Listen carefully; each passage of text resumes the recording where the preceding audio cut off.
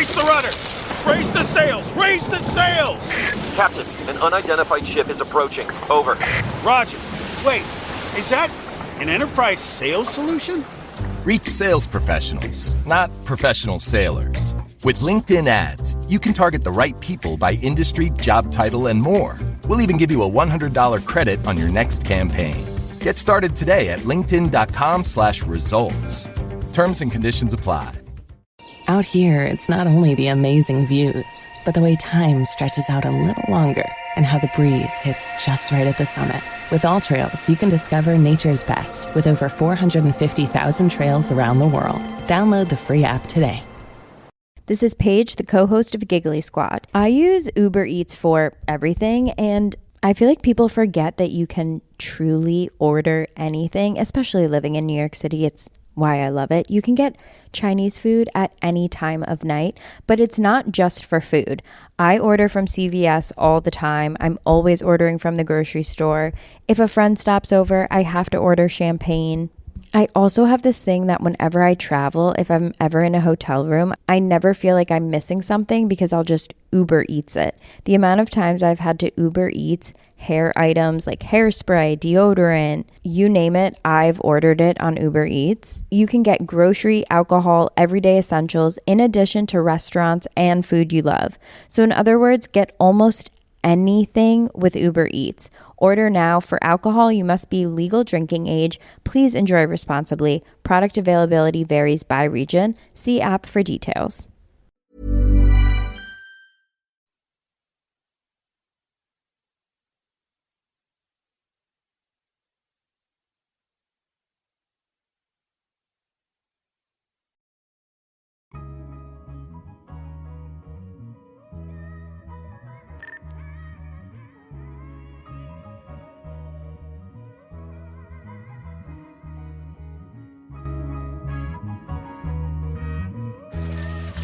You better wait here. I'll be back in 10 minutes. Even 10 minutes is a long time to be awake, Brandon.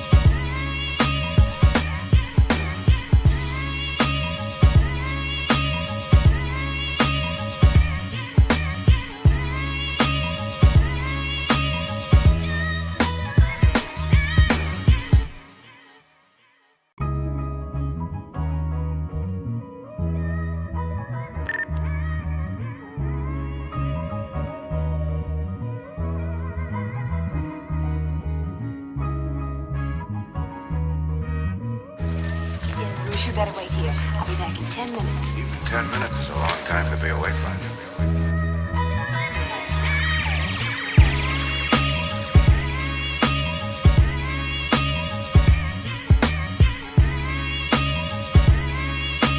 I don't feel like my lens focus.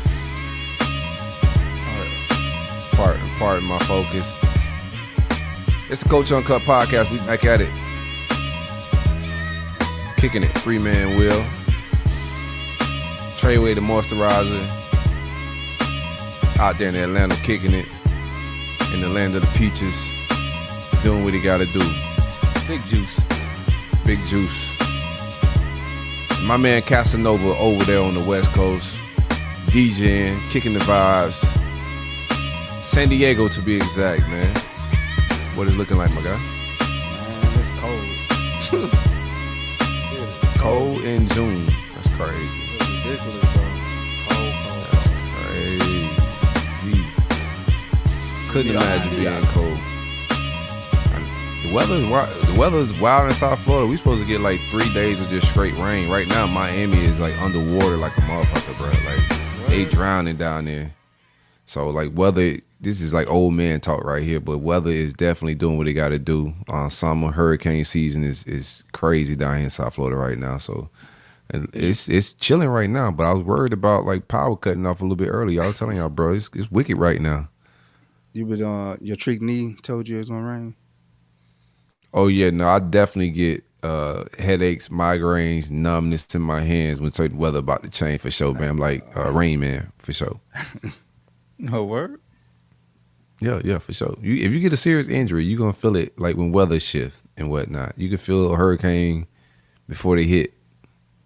I don't think I've been. Yeah, I heard of it, but I don't think I experienced it yet.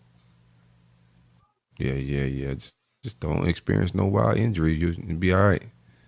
You know. Father's Day week is here. You know, shout out to the dads, bro. How y'all boys? Y'all feeling like y'all about to get some bouquets and whatnot? How y'all feeling? Barbecue grill kits on the way. Oh, yeah. The shirt tie and all-in-one box kit on the way. They get you a barbecue kit and you got to cook on Father's Day. Boy, that's some. Yeah. That's a setup that's a setup I ain't never seen one. Got to match the vibes and buy a vacuum on Mother's Day. You buy a vacuum and that like evens it out. Oh yeah. Oh, some pot pans. Yeah. Or give it a battery to the remote.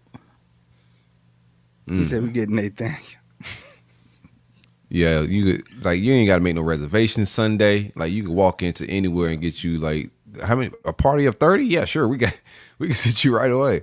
Like they ain't got no Father's Day brunch, nothing. They have Mother's Day brunch. Father's Day brunch. Yeah, no. Jokes on you, buddy. Jokes on you. Yeah. Discounted Steve Harvey. Because you at home barbecuing. Barbecuing vegan food. At home barbecuing. Barbecue vegan food, man. That's a waste of charcoal, baby. I'm gonna be honest with you. It don't make sense to fire up all that work for like some vegetables. Go ahead and steam them things on the stove and vibe out. But if you so happen to be cooking somebody else's meat and then the grill's popping, then you throw your veggies on there. But you're not about to fire the grill up just for veggies. So there won't be no grilling this weekend at my house. Barbecue sauce on there. I take you. You the type of Negro. I'm trying to stop saying nigga too, but you about to bring it out of me. You the type of nigga that like you'll cook all the meat and then for the vegetarian people, the vegan people, you won't even clean the grill. You just saute the meat up right on the grill with it. Get you a little bit of pork juice in there, man. No, bro. Like it's seared. It's serious. So you can't forget your roots.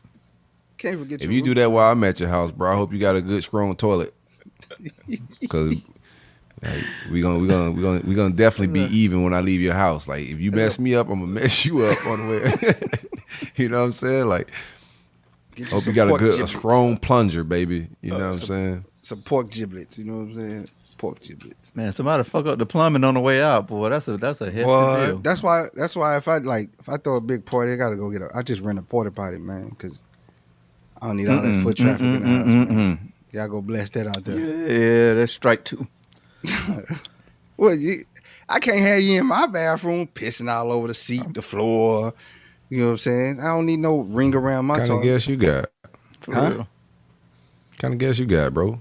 Man, you know how dudes, they get drunk and be in there. It ain't my bathroom. Fuck it. So you send I'll beat up everybody in the party. I'll beat up everybody in the party. If it's a bunch of grown people and I go in my bathroom and they just pee on the floor and all over the seat. Yeah, we got to fight. Party over. Yeah. Party is definitely over. This is childish. Like everybody got to go home, man. This is an adult establishment, man. I can't have y'all over here vibing like that, man. Yeah, and then, I just don't want to smell no boo-boo, man. It's like, and most likely because I like the downstairs bathroom, but it's him downstairs. Yeah. That's like that's my ceremonial toilet, the one downstairs. Got my little stuff in there. This is a small toilet like space though. You change out the seat. Put a bigger seat on there. Bigger seat. I'm talking about like the space. Is that like the smaller bathroom? Yeah, but like the master bedroom, the bathroom is by itself. It got its own door inside the master bedroom. So you don't want to take a shit in the master bathroom. You'd rather go downstairs to the guest small bathroom and Get some use- cardio. No, real the quick. small bath is a full bathroom, so A little cardio before a quick dump session. yeah, it's good. You know, Get go your right into steps the in. garage out there. Yeah. It's good. Air it That's out. good. Get some fresh air. Yeah, I use that poopery when I can, when I remember. 5 pumps of the poopery. Oh, that shit don't work, man. You must got that And we strong can't be fat talking bass. shit breaks in the intro, dog. Like this is gonna get us pushed down the algorithm. I can see that. So what y'all got planned for Father's Day? Y'all ain't got nothing interesting going? None at all? Might be a wow. surprise Is it for Sunday? y'all boys. Y'all might just not know yet. You ever thought about that? Maybe they got like a surprise. Y'all gonna wake up Sunday morning. It's just gonna be balloons out Oh, there, it's cake. this Sunday. Oh yeah, ain't gonna be no surprise. 'Cause I already let their ass know. Like, you know, this it's Father's Day coming up. I ain't even know it was this Father's Day coming You up. surprised them. They're like, oh, I ain't know that, Dad. Thanks. Yeah, motherfucker, you Yeah. tortured me You tortured me Mother's Day with that boring ass downer. I'm just letting you know right now.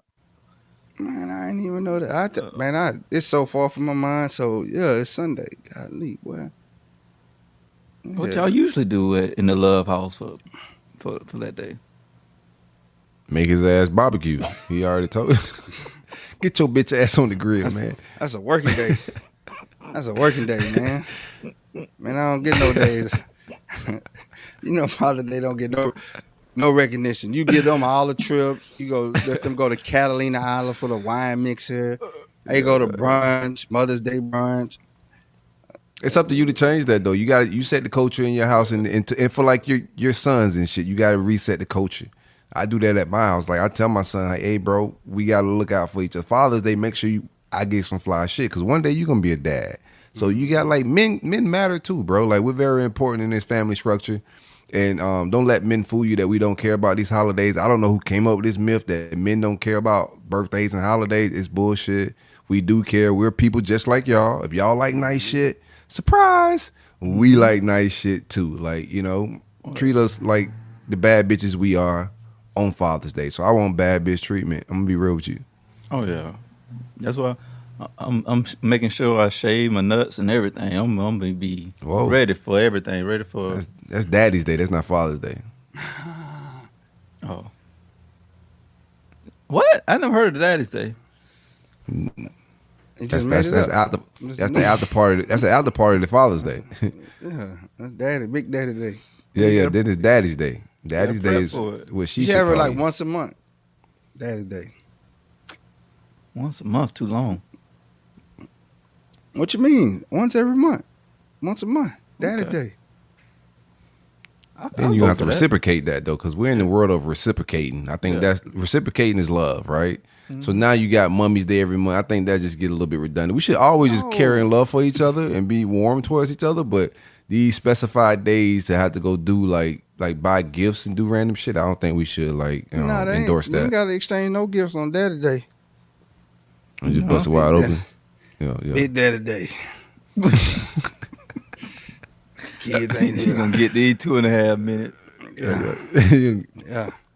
I rocks with it, man. Okay, Yeah, gas Daddy's station. Day is the after party to Father's Day, Gas man. station Y'all grill. boys know your worth, man. That black rhino. And if she don't want to give you Daddy's Day, go on down to the script club and they got Daddy's Day special. Trust Oh, me. they do. They do, boy. Yeah. Hey, man, speaking of Nice that, bogos too. You get that. speaking of right that, time. man, I got a theory, man. Theory is. When the economy is doing good, the cost of coochie is high as hell. Oh yeah. Oh yeah. When it's doing bad, I've never purchased, so I don't know. I know. No, I'm just I don't know how that saying. works. I'm just saying. I hear guys talking at work. Is brothel talk? Yeah, he the leader of the Pay for Coochie tribe. Y'all just sitting around talking about brothel, like the economy of brothels and Like, whatnot. Like, how much Mary charged you this weekend? Man, yeah, she hit me for 80. boys got not the NASDAQ, the ASDAQ. But yeah, so when It's a bull when the- market. when Yeah. when the coochie price low, the economy is in the crapper. Because there's abundance of it. Can't afford There's it. always an abundance of it. I think since the history of like the beginning of time, there's been an abundance of it. I had a Women outnumber men, man. So I think God don't make mistakes. What were you saying, Troy? No, it's something that came to my mind too. I was gonna ask y'all. It's funny how we got on this subject, but if y'all was to own a strip club, what would the name of it be? The Shoe Show. Piping Hot. I need to figure out what the shoe show is about. Piping Hot. That's the only thing getting shown. Like that's the only piece. It's like that's the only thing they're wearing. The shoe show. I wouldn't own no immoral activities like that, man. Bro, this is hypothetical. I don't want to open a strip club. I don't want to sell crack either. But if you ask me what would my crack house be, I might give him the name of a crack house right now for like shits and giggles. He just said piping hot, but he want you to redacting that. Yeah, man's a frequent brothel member, but he draws the line at actually owning them. I call mine. How dare I make money off this? I gotta pay for that ass. The vegan club. Call it the vegan club. Ain't no meat in there. No, there's definitely meat in there. Vegan club. What? Yeah, that ain't. That ain't gonna hit. Oh yeah, mine be fresh sushi. I don't think that's a vibe. I don't think that's a marketing. I don't think that's gonna work how you think it's gonna work marketing wise. Well, that smell like a fish market, boy. An Asian fish market, Malaysia night market. But hey, bro, I'm going down into to the California Roll sushi spot. Strip Man, spot. she had a dragon roll, bro. A dragon roll. She had a volcano roll. California like roll. STD. Be real with you. You ever seen a dragon roll? If it looked like a dragon roll, she need a penicillin shot. 100%. Hey, go get rid of that. Ain't no penicillin. Go get rid of that. Not rid of that dragon roll? Nah. Thing hot. It's a hot roll. Spicy. Wasabi. She got that wasabi. She burning everybody. Hot heat, boy. Your Father's Day is about to be a dud, man. If y'all boys got anything special going on, make sure y'all call y'all dad and say y'all love him and whatnot, man. Go hug the man, buy him flowers, buy him a car, all the goofy shit y'all do for the mom, do that for dad. I bet you he blush. He might be black as me. I bet you he turn red a little bit if you take that type of shenanigans over there. Warm the old man heart, man. Oh yeah, you got to. That's a good one. Don't forget to run that banner, man. So we need some call-ins. Yeah, y'all gotta call in and hang out with us. Did we do we still in the intro? Oh, let's get into our shit. Hold on. We haven't even started the show officially. All right, let's go. 16-minute intro. Peace, love, and blessings is all I'm after. Beautiful women, good cushion, a whole lot of laughter. Designer linen to stay dapper, then cap it off with a fly-ass caption to go over these moments we captured. Life is a blessing. Every L is a lesson. If you really believe in God, then why the F is you stressing? I'm Shaka Zulu and a FUBU. I'm just trying to build an ecosystem like these so-called Jews do. It's the Coach Uncut podcast. I'm kicking it with my family. What it do? It's your boy DJ Nova Fresh, Mr. I got my people with me. Always pulling up with 612s in the trunk, bro. You already know how I go. 400 degrees always. Big bass. It's 2024. You still riding around with 612, boy. You a doggone riding hazmat. Man, it's your boy Trey Pond, the moisturizer. Mr. 20 black Suburbans pull up like Sunday service. I just want to soak and run. Probably why they so nervous. President of Wet Lives Matter, because if it ain't wet, it don't need matter. Play me my theme music. Splash. Splash time. Mm-hmm. Yeah, I'm looking for a Regal, man. A Regal, an old school Cutlass, like an 80 Regal, 85 Regal. 86. Bro, I had an 87 Regal and they got me, dog. Oh, that's the one they took out the parking garage while you was at work? Mm-hmm. I told y'all about that shit. Yeah, man, they got me, man. Like, it's sad day for your boy, bro. I had a clean 87 Regal, royal blue. I had the blue and white guts on the inside, man. Like, I was slanging I was slanging tables at the time, waiter. So I was trying to get my bread up to put some 22s on that thing, man. I was about to go Dayton's, Spokes. And then they got me. No, I was going silver. I was definitely going silver. Yeah, with the bullet heads, that was going to be the vibes. And then they caught me slipping. Big tipping, back then. I want T-tops on my joint. I'm gonna make T-tops. It's Gotta hard to have find a T-tops. Regal in T-tops though. I want my get it cut. Are you gonna just tear up the car? Yeah, man. You know they gotta make You gotta it keep yours. it. Yeah, a little bit. I'm a more of a traditionalist when it comes to like G bodies. Even like then I was gonna do the 22s. Now I would probably keep everything kind of just, factory. Restore it back to factory. Maybe add a little bit of things like change the stereo because you want Bluetooth and all that type of stuff. But so technology wise, I probably changed a few things. But I Would you want do the a thing to be digital factory. dash? No, I'll keep the traditional dash. I would modify some stuff under the engine for sure. Definitely modify and upgrade some things under the hood. Put a 454. But most on of I wouldn't put that in a Regal. I would just get a Grand National, and because Grand National is my favorite G body, so I would just go with a Grand National. Buick, the Regal, I would try to just make it more luxury. So I would upgrade the engine, but 454 more racing, and that's a whole lot of noise. I want luxury cruise on that. 350. I go 350. Nice little growl. Mm-hmm. Crate. Modify it a little bit. Shit. Don't go too crazy. Yeah. Put some swingers on my shit. Yo, Now you in Louisiana, so y'all go both ways in Louisiana. Y'all go big rim, or y'all go West Coast and put some Daytons on it. So what's your bag with the wheels? I'm going swingers. I put some 17.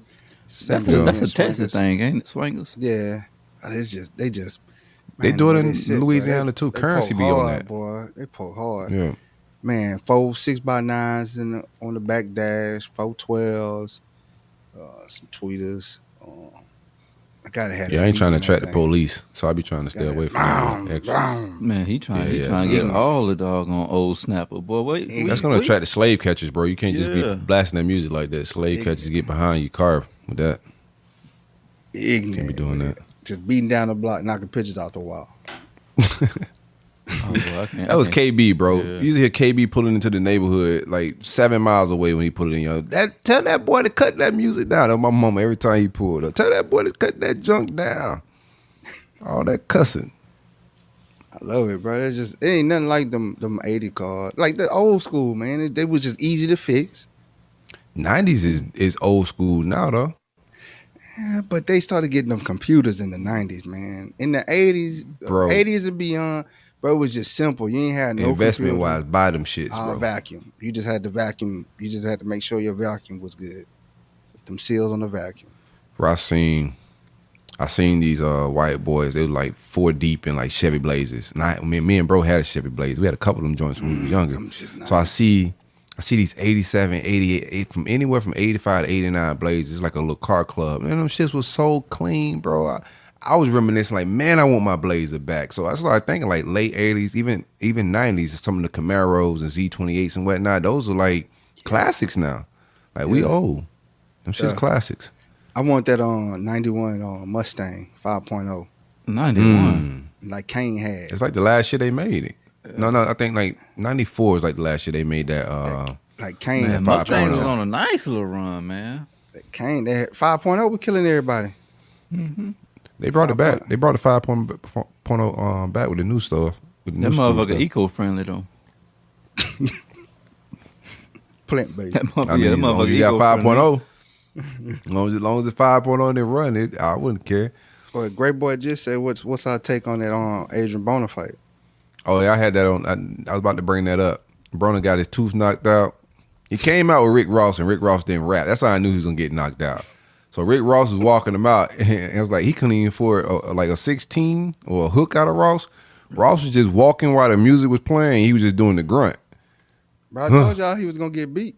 Adrian Broner. When I seen no boy and all that cash money he was talking, boy, I say, man, Broner about to get knocked out. He tore a labrum. He couldn't afford a verse. He couldn't afford the verse. He couldn't afford a Ross verse on the walkout. Dead giveaway.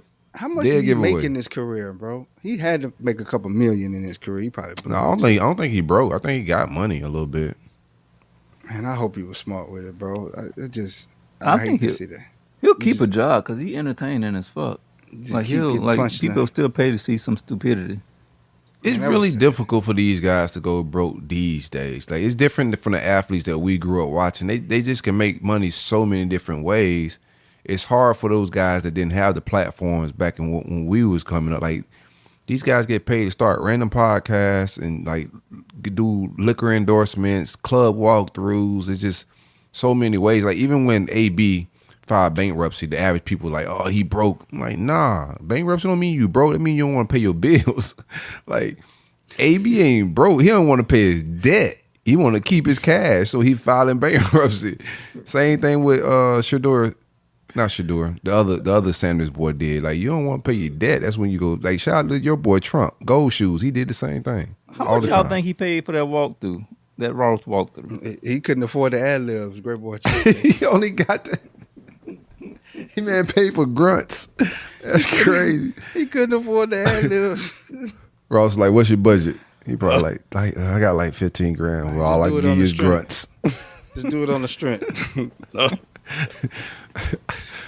All I can give you is grunts, man. Man, that shit was pathetic. Oh, what I was about the pre-fight, man. He had us thinking that he was gonna go in there and beat this gay man. Talking about, oh man, I'm gonna knock the polish off you. That's when I knew he was gonna lose. Goddamn, sat his ass down, man. God. It's like when Holyfield said he was gonna eat Mike Tyson kids. When Mike Tyson said he was gonna eat Holyfield kids, and that's when you say shit like that, you're a little bit scared. It's like you trying to deflect from something, bro. You just don't say wild things like that. Like you trying to deflect from something, cuz. Man, they had Broner fighting King Gay. Boy, that gay man was big as fuck. Boy, that was. Did you find out who? Did they tell you who his dad is? Though his dad was like on the FBI most. Yeah, he's like cartel with 100 keys. Oh Lord, his dad was cartel. He fighting a real killer. Yeah. Yeah, and threatening this man's life like his dad ain't cartel. Yeah, his daddy was flying the airplane, landed it with emergency landed with 100 keys in it, took his kids and ran to New Mexico. Oh my God, 100 keys. This man's a real live gangster, man, for the cartel. He always talking about he'll pull up on people. Man, just go box, bro. And he's still alive, so that means he connected. You lose 100 keys, bro. You know the type of stuff. If he's gay and his dad's Mexican and a part of the cartel, you know the type of. He done been through some shit in life. Yeah, that's why he beat ABI. He done been through some shit. God damn. You gotta tell a Mexican dad you gay. And his dad he probably went home after the fight won. Pops I said, "You still gay, nigga?" Yeah, for sure, 100%, 100 fucking percent. I gotta say, sounds about Mexican. Don't go fight no gay dude, man. It's a lose-lose. You're not gonna win. Even when you win, you beat up a gay guy. I mean, he didn't look gay in that ring. No, boy, in that ring. Then if you get beat up by a gay guy, you got beat up by a gay guy. Now he walking around this motherfucker bare mouth. He knocked the teeth out that motherfucking mouth, didn't he? How many teeth he lost?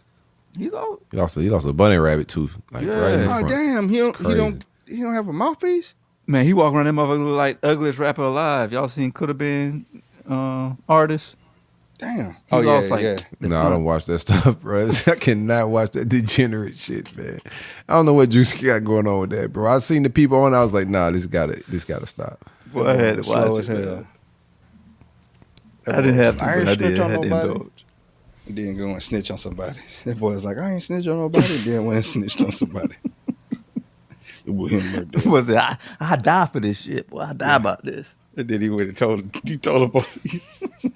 It wasn't even real police, and he was in there talking. Like, I don't know what y'all talking about, so I just got a vibe. So I seen the clip. I talk about from, Drewski, but I don't watch it. So yeah, I seen the clip. I just seen the clip where something happened, and Drewski them fake called the police. So the dude rolled up, and he like, I ain't snitching. I'll die about this. I ain't no snitch. And then the police pull him to the side, and he told on everything. That's hilarious.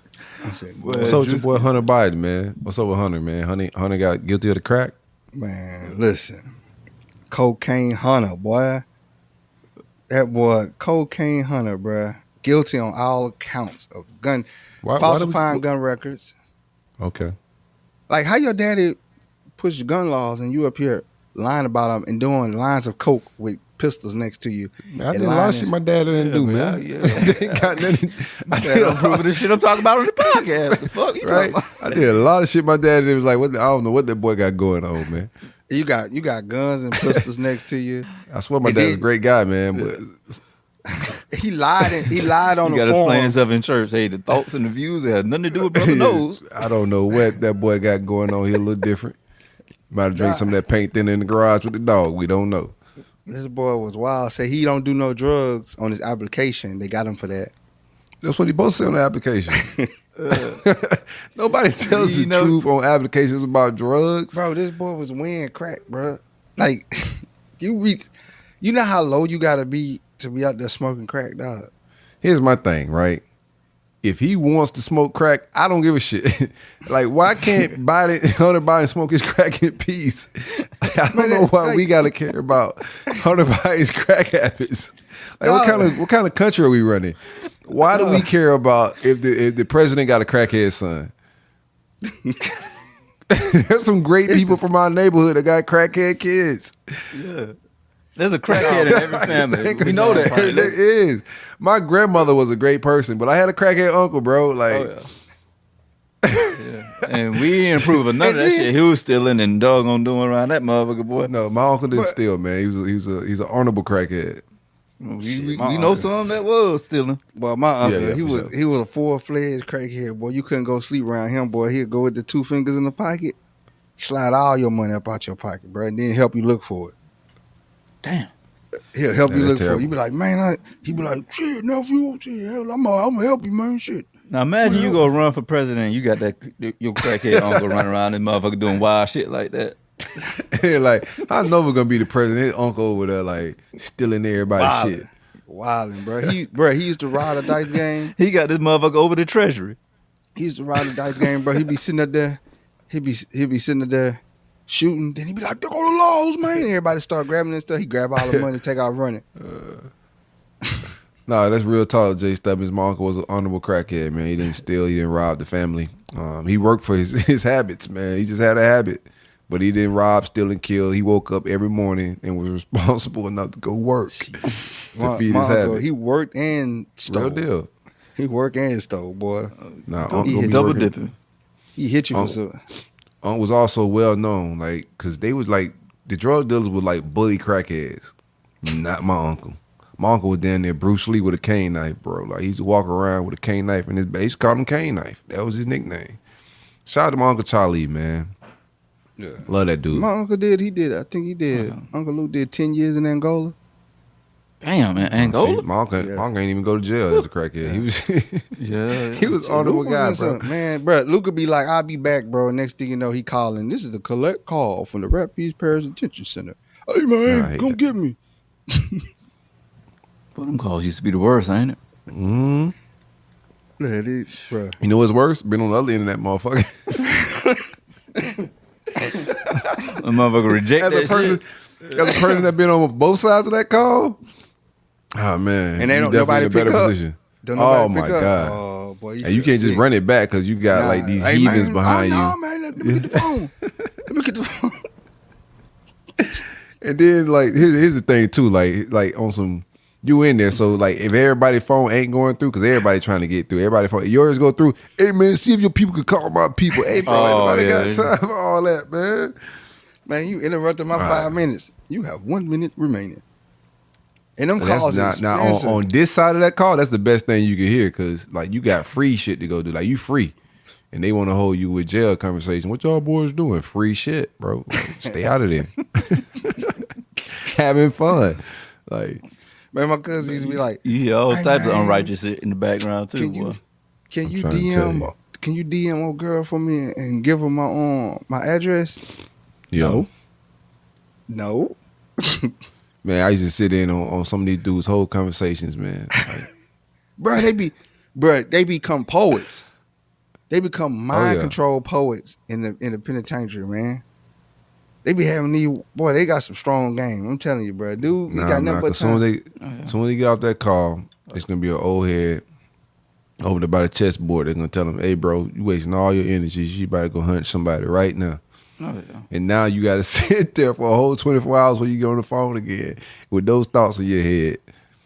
Now you got to go find some random fat white lady to be a pen pal. Speaking of, man, that's crazy. This girl posted not too long ago. She was like, "I did all this for him. I made sure he had food, money, and he cheat on me while he in jail. Whoa. Why he in jail? I mean, they be hitting guards too. Like. Oh, okay. I thought that's a thing too. So he could be, you know. He giving he could be hard not. He could be bad in both ways. His, you know, his boyfriend that's a possibility. His boyfriend got out before him and went to the old lady. Man or woman. That's crazy. Did that man or woman talk. Come again, say what? Yeah, I don't even know. You know, instead of that woman to woman talk, he did the man to woman talk about our dude. That's nasty work. Bruh.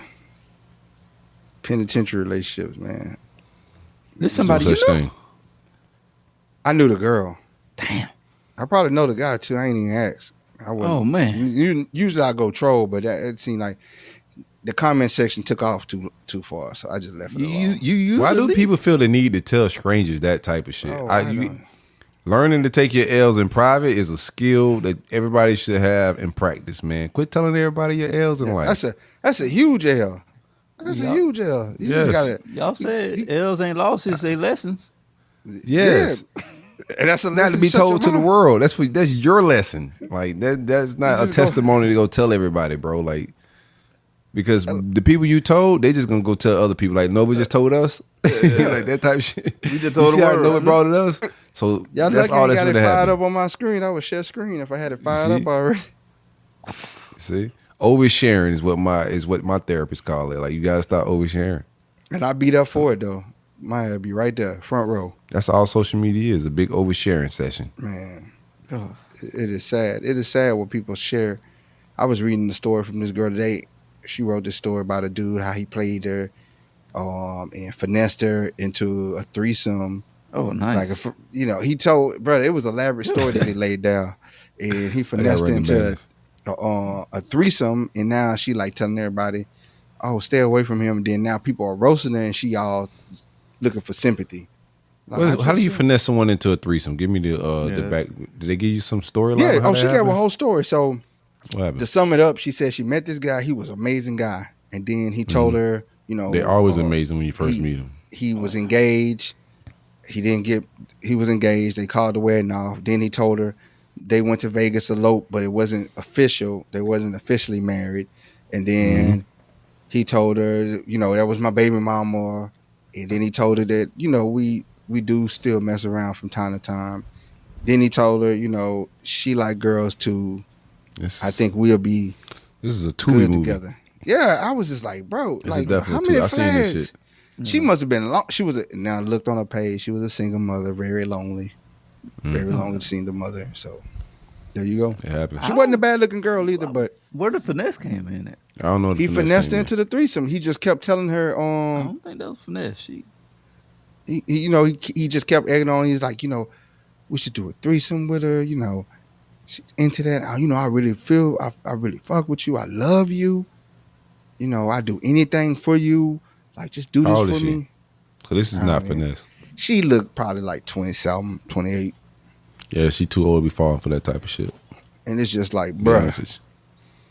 Self-accountability is the best accountability. Like, she finessed herself. Yeah, and she gave her part one. I ain't even go to part two, bro. I clicked on her page. She made a sequel to this? She made a sequel? I'll send it to y'all. I'll send it to y'all, bro. It was tragic, man. And I was just like, you ain't get finesse. You was a willing participant. You just didn't like because you end up being the side chick. You thought you was the main chick, but you end up being a side chick because the whole time he was with old girl, and they was like in the relationship where they could bring people in. Oh, you really know all this shit, huh? Yeah, I read that thing because it was entertaining. He probably helped out with the finessing. My dog. That sound like a reality show, man. She could make ahead. one. No, I said she could make one for sure. I mean, that's all social media is. A bunch of people with main character syndrome thinking everybody want to know their business. That's what it is. Like, everybody think they got a reality show. Everybody think they Nene and shit. I had something I had texted myself, and it kind of ain't got nothing to do with your threesome story, but it was probably more along the lines of what we were talking to earlier. It was like one text, one phone call, one conversation can disrupt your whole life. Oh, for sure. Oh, wow. Man, I think it was I got that inspiration when we was down at the crib, and this dude had came over. He just talking to us about all types of just random shit, and he just couldn't get the message. Like, Oh dog, shit, like, yes. Oh yes. like, bro, get the fuck on, dog. We just trying to just chill and just do some family shit. But he just like, man, just telling us everything under the sun. Just lying to us for no reason. I ain't even asked for these lies, bro. We out here. We went to I went to go pick Trey up. I had to train my son. So I was like, let's pick Uncle Trey up. We go to the park. We bring chairs out there. We got little snacks and shit. Doing a lot of fat boy shit while I'm making just grind it out. Like we sitting there eating and I'm making him just do the toughest workouts ever. Here go this dude that's like 5'5", like 220 pounds, telling us about how he played overseas basketball and how he's like be one of the best in like the state and like all these accolades and shit he like was y'all talking not about. tapped into that world. Right. Like not only that, we just don't give a shit, bro. He's like our age. So we just like, who the hell is still talking about high school days and all of this and going through their whole shit? The thing, I was really like Trey was entertaining this shit a little bit. That's the problem. Trey is like, nice guy, small talk shit. Oh yeah? That's crazy. I'm not giving him no small talk, but I'm sitting there like, man, I wish you get the hell on because I want to be able to eat my damn snacks without you looking in my mouth, fat boy. He was like, all right, I'm going to go run. So I was like, all right, doggone, we're going to get he going to be out of our hair. He's like, I got to do a few laps. Bro, this man ain't finished one lap and was right back over there running his mouth, man. Hey, you want to race? Now he's trying to race Harlem in the sand. I'm like, we cannot get rid of this grown-ass man. I can tell he ain't got no buns at home. You made eye contact. That's how No, that man, I like what brought me to this conclusion. Like, people be lonely, dog. Like, it's some lonely ass single people out here, and like to die alone is some wild shit, bro. Like, I think motherfuckers really need to hone in and find the person for them because growing old alone is some lonely, sad shit, and I could tell he does not have women in his life. Yeah, I didn't even get that diagnosis. You told me that afterwards. Like you said, yeah, that's a lonely motherfucker. I'm like, you think so? In my mind, I thought he was just like, he just out of shape and just trying to like get out the house. He ain't got no friends. I thought he probably had no friends, so he just tried to make small talk. Oh, he ain't got no friends either. He ain't got no friends or no hoes. 5'5", the legend of Florida high school basketball. No, he from Jersey. Oh, he from Jersey? Yeah, he's not from around here. Most of the people in South Florida ain't really a lot of them. You got to relocate to tell them type of lies. You can't be near your crib lying like that, bro. You got to go off somewhere, and you can be whatever you want to be. He had shot his nasty brick. Then his brick bounced over to us. He was like, "All right, throw it to me, Harlem. I'm about to sink this motherfucker." Harlem threw the ball. He shot that bitch behind the backboard, man. Harlem looked at us and he had the grin on his face, dog, said everything. I was like, oh my God, this nigga trash. Dog shot a jumper that went behind the backboard, talking about he was over in Europe giving it up. Man, be quiet. Giving buckets. That boy full of, I don't know why people feel the need to impress strangers like that. Like what? Like you say, he had to be lonely to come up to random strangers and tell his story to make himself feel good. Like lying to dudes is nasty. Like lying to women is one thing, but when you go lie to some dudes about your athletic abilities and accolades and money, whatever it may be, see, y'all now we in weird territory. Y'all better than me. I would have. Hey, what's your name? Let me Google it. Google this man's name. I'm trying to get rid of him, not catch him in a lie. We already now you there longer. Yeah. Now he might start crying. Like, man, I just need somebody to talk to. Now what? That's when y'all walk off, man. I walk off on people like that. I got a homeboy. Lonely though. I got a homeboy, T, man. That boy, he is notorious for he just rude and he don't even know it. He rude. Oh, I thought you was gonna say he lie. Don't even know he lie. Nah, he just rude, man. Like T will come up to you, hey man, hey. He wants your full attention when he telling the story, and you be like, man, that's crazy. You about to start giving feedback. He just walk off. He just walk off. Or somebody talking to him, and he just like, bro, I don't know why you telling me this shit, bro. Like, the fuck you telling me this for? And he just walks off, man. Like, rude as hell. Yeah, sometimes it causes for that. Like, sometimes you got to be that rude, but I just sit there, I just hit them with the fillers, and hopefully they be like, in tune with how the world works. I'd be like, word. That's crazy. Just get just a little bullshit like that. Okay. Okay. That's what's I'll up. be like, what? How you get out of those? That's what you use to get out of conversations. Word. Okay. Nah, I usually just look at them. Like I just give them blank stares because if you're not really talking, like I do the little filler words if it's somewhat interesting. This is what I hate, right? I'm glad I can vent to you guys right now. This is a safe place. I've been wanting to tell somebody this. So I hate when I get on a call, like especially because I do this podcast, sports shit. So I get on a call with some of these dudes, and they be business dudes, but they're familiar with my podcast and platform. So the first thing you want to do is talk like sports.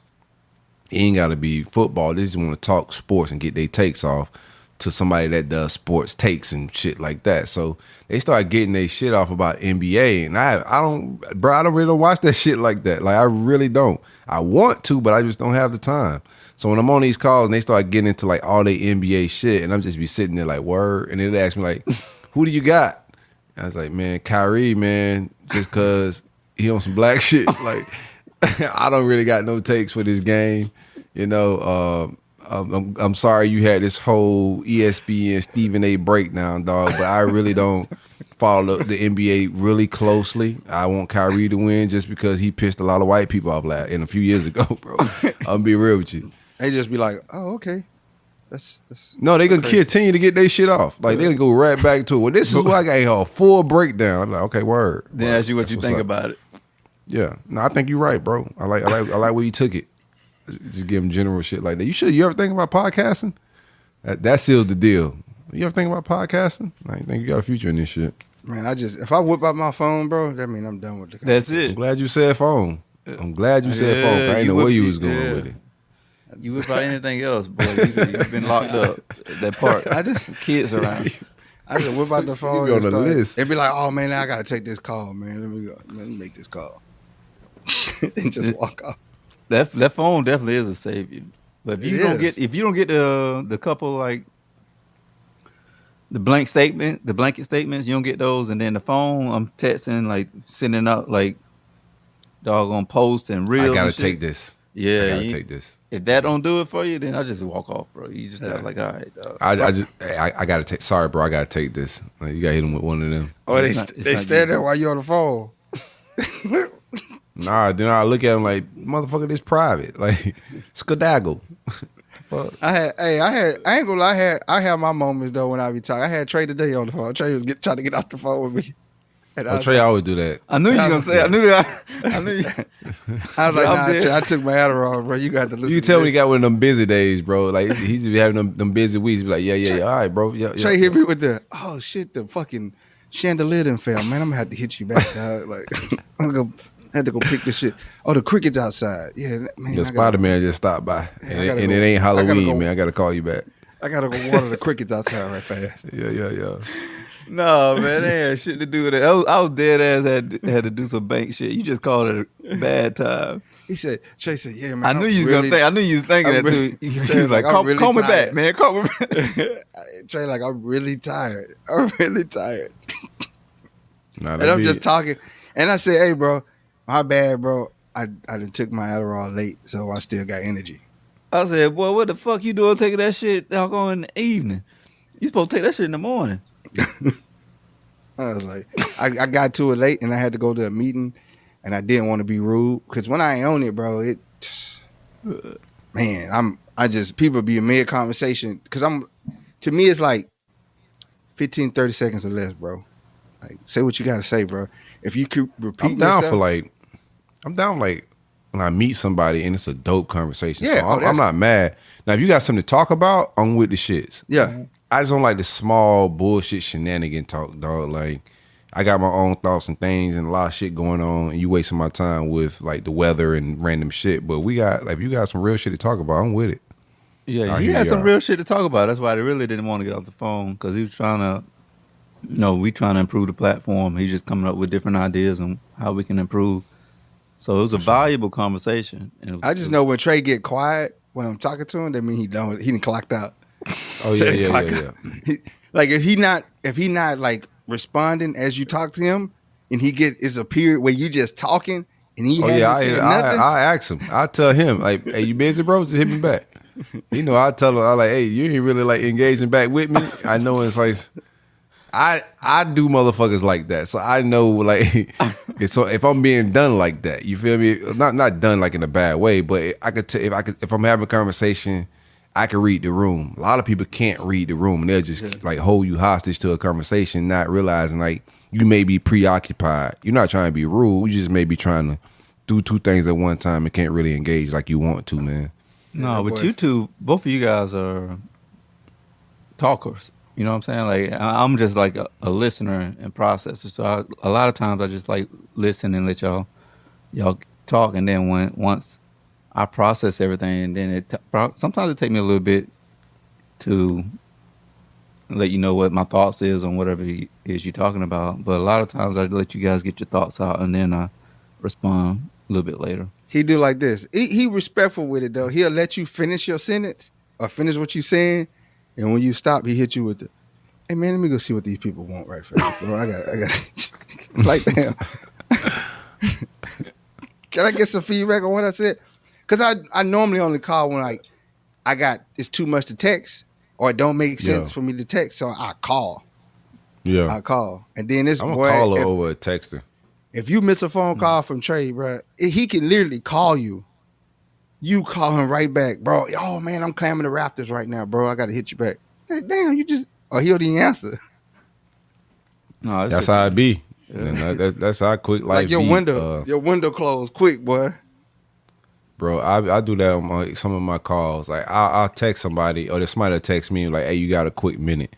And I'll say, "Yeah." Or they say, "Are you free in 10 minutes?" I'll say, "Yeah." And then I get a call in 2 minutes, and then they call me in 10. I'm like, "Oh my bad, bro." Like somebody called a call that I had to pick up. I call you back. So I play a lot of phone tag like that a lot, bro.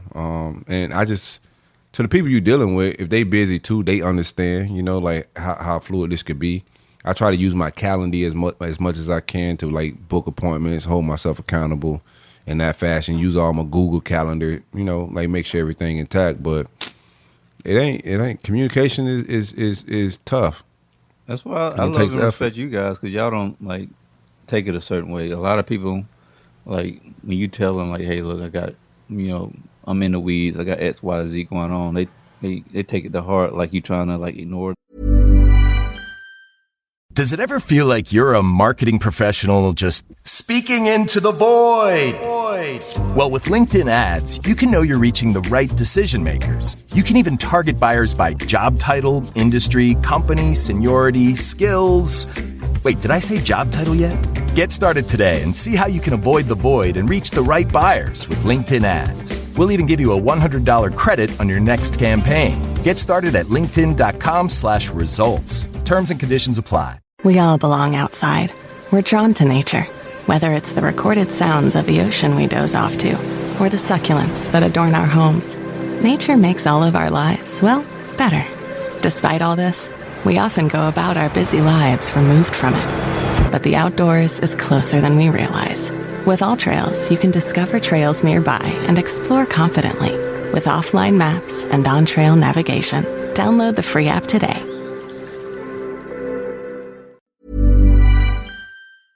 Or some shit. Because they ain't got shit going on. Yeah.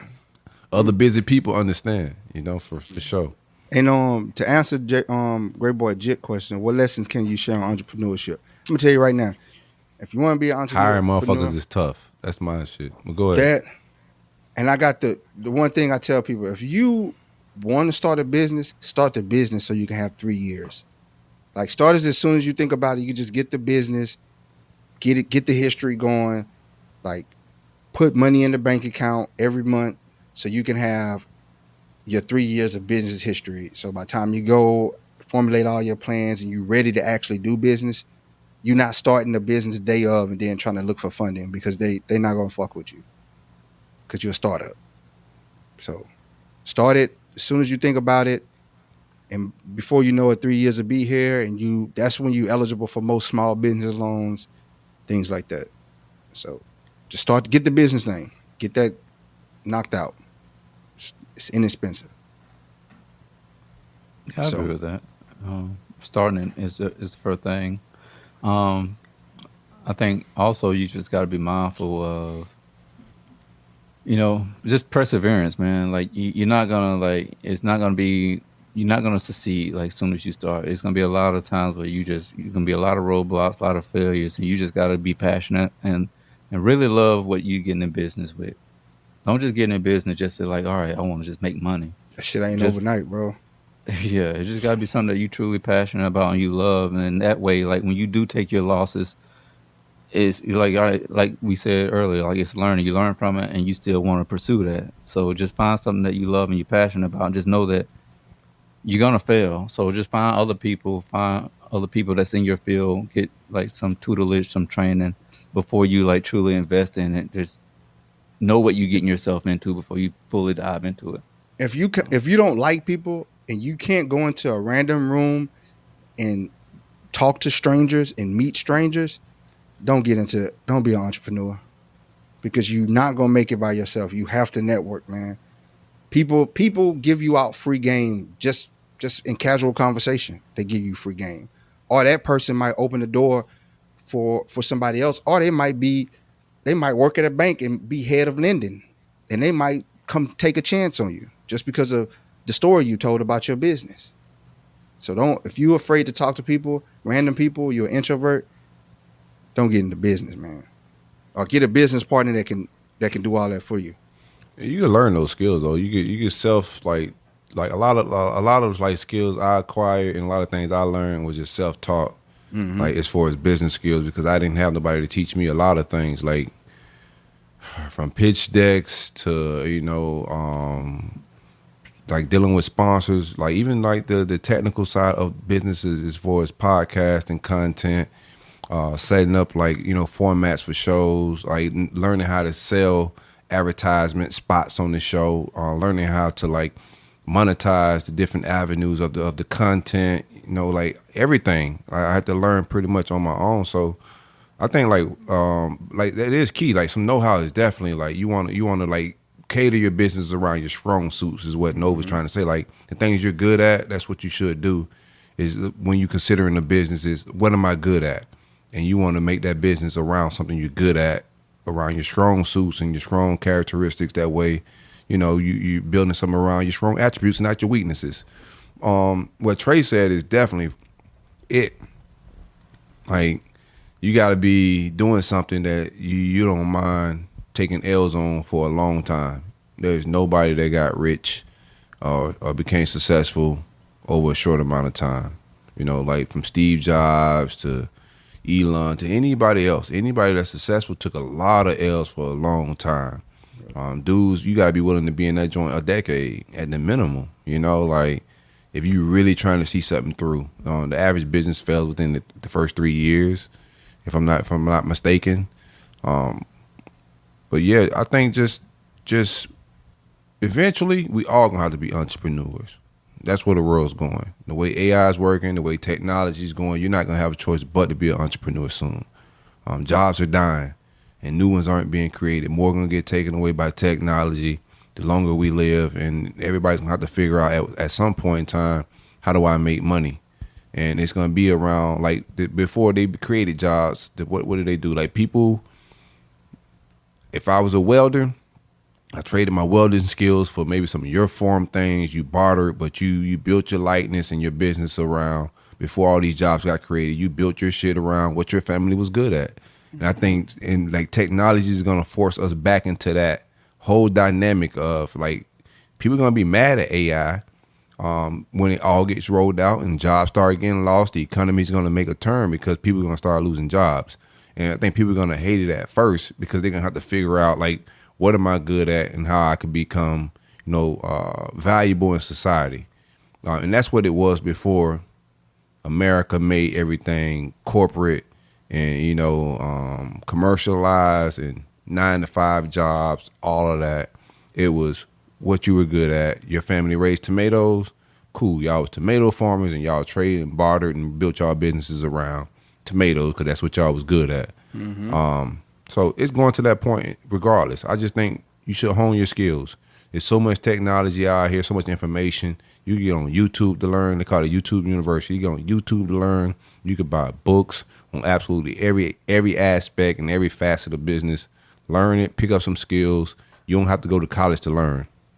Like, we should be learning and reading books regardless. Like, nobody shouldn't say, hey, go to school to get smarter and get better at life. We should be reading books and getting better at life regardless. You know, financial books, communication, relationships, the Bible, spiritual, in every aspect. Read, taking information. And life is business. You got to do taxes. That's a financial part. You got to have good credit. You got to do all that other stuff, right? Life is business. You already conducting business in your personal life. Everybody is. You have a social security number, that is business. When you go and get married, that is business. When you get a divorce, that is business. You are conducting business on a day-to-day basis. If you think you're not, that's why your shit being ran poor, because you don't think you're running a business, but you are.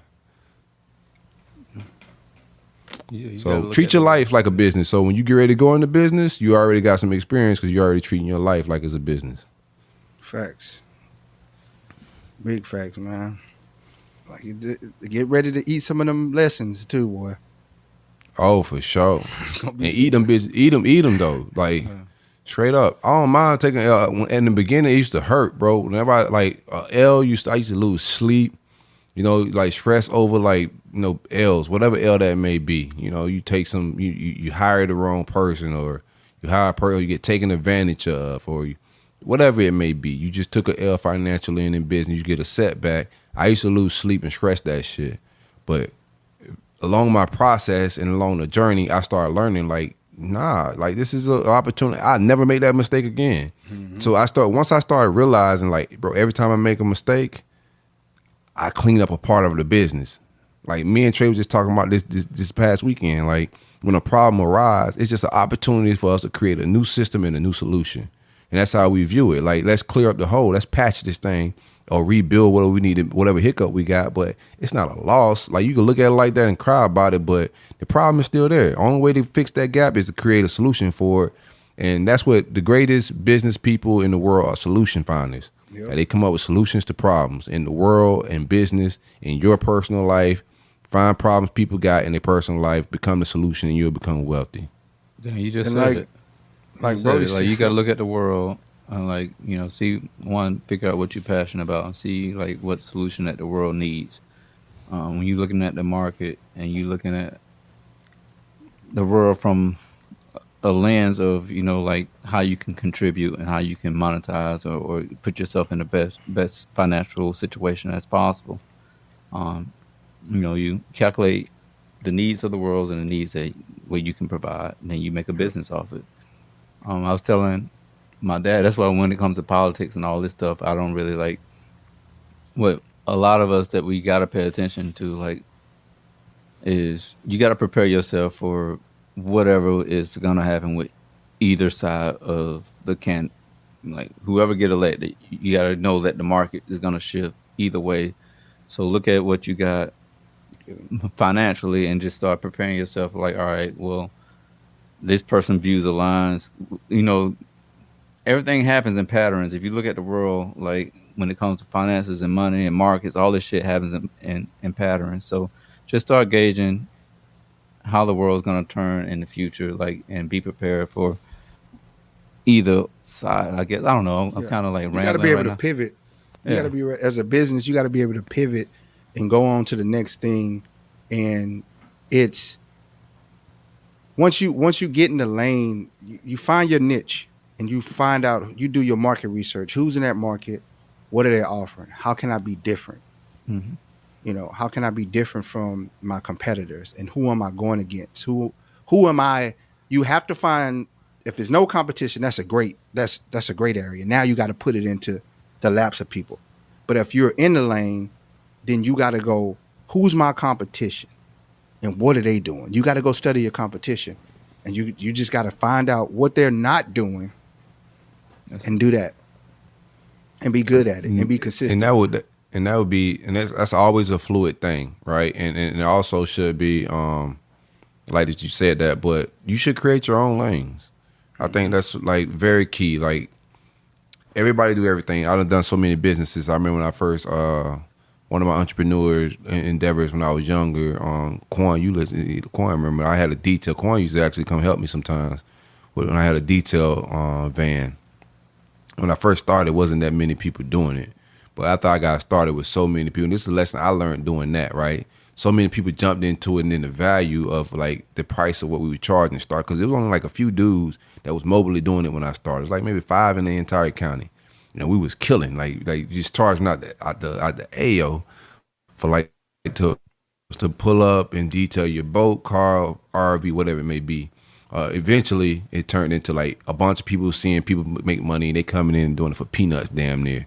When gas is sky high, like everything's going crazy, and I ended up just getting like selling my van because the price got too low and getting out of it.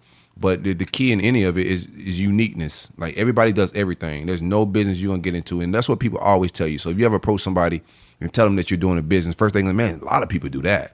A lot of people do everything. A lot of people do hair. A lot of people. There's in any business, there's a lot of people. But what sets you apart? It could be customer service. It could be the style of you do it, like how fast you do it, whatever it may be. You need to find your niche. Oh, how you get it to. Oh man, if you'd have pulled up with the van, with the car wash van, with some strippers in it, that'd have been different. Yeah. I don't think strippers gonna really. It's a lot of like employable opportunities in South Florida, and I don't think stripping outside in the sun is gonna be one that's gonna really make it work for me. Personally, but I like what you got to find a niche. I was tired of the sun too. There's a lot of things about it. You got to know when to move on too. I wasn't passionate about washing cars. I just seen a lick. You right? So like I knew that wasn't something I wanted to do long term. I found like a hole in the market. I actually seen some brothers in Atlanta doing it, and I came back home and I was like, "Hey, bro, no, just car washes, like the mobile shit." The first time I had ever seen this was before. It's everywhere now, but you're talking about in there. This is like 2003, 4. So there's like nobody really doing mobile detailing like that. I go to Atlanta with some partners on the weekend, hanging out, and everywhere we went, I would see these brothers pulling up and busting and washing cars, like, and dope boys pulling up. So I'm just like, bro, this is a lot. They making bread. I'm just doing the math.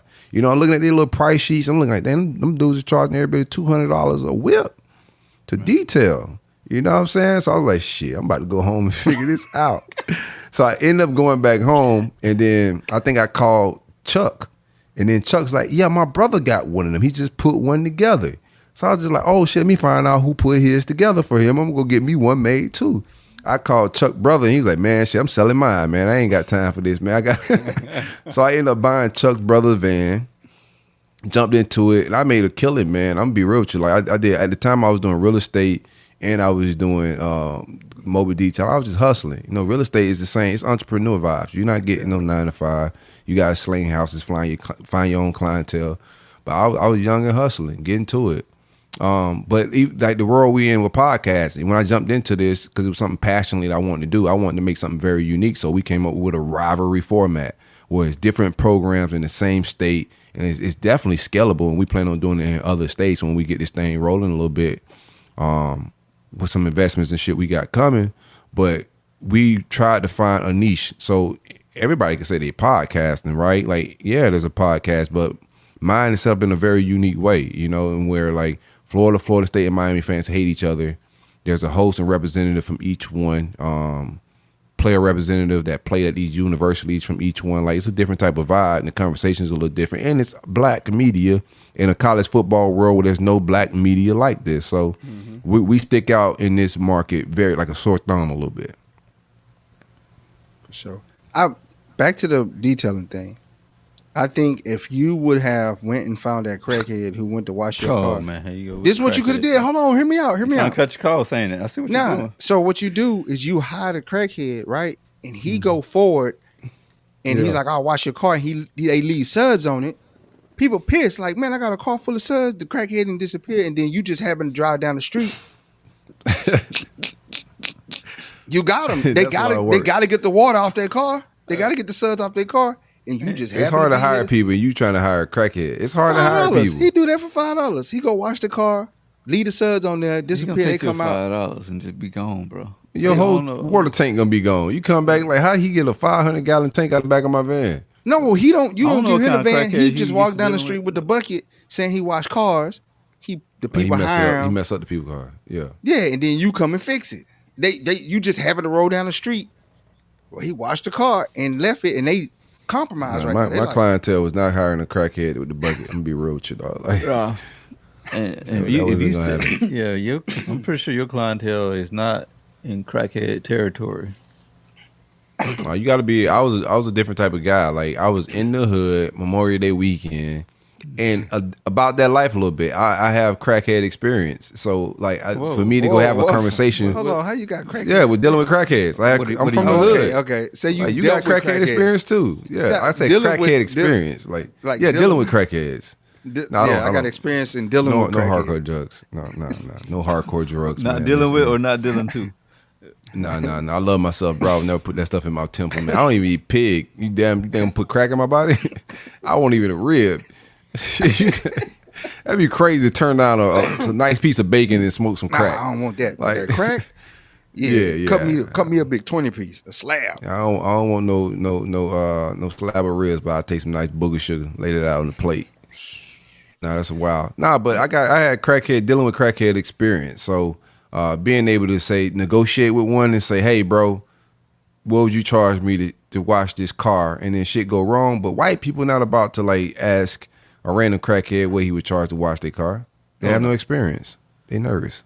Yeah, they're going to call the police. 100%. As they should. They probably should, because they might be in danger.